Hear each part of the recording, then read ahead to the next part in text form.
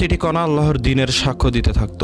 ইতিহাস সাক্ষী রয়েছে, ইয়াজিদ বাহিনী এসব শুনে জোরে জোরে হাসছিল এবং ইমাম হুসাইনের কথা নিয়ে মজা করছিল। ইয়াজিদ সেনাপতি ওমর বিন সাদ বলেন, হুসাইনের সাথে তোমরা এক এক করে কখনো যুদ্ধ করবে না, কারণ ইমাম হুসাইন হচ্ছে শেরে খুদা আলীর পুত্র, আর আমি হুসাইনের যুদ্ধ দেখেছি, এই কারবালায় কেউ তাকে একাকী পরাজিত করতে পারবে না। তাই ইয়াজিদ বাহিনীর 700 জন সৈন্য ইমাম হুসাইনের ডান দিক থেকে আর 700 জন সৈন্য ইমাম হুসাইন রাদিয়াল্লাহু তাআলা আনহুর বাম দিক থেকে একসাথে আক্রমণ করতে লাগলো। তারিখের কিতাবে লেখা আছে, আলীর সিংহপুত্র হুসাইন রাদিয়াল্লাহু তাআলা আনহু এমন অবস্থাতেও একাই আক্রমণ শুরু করে দিল।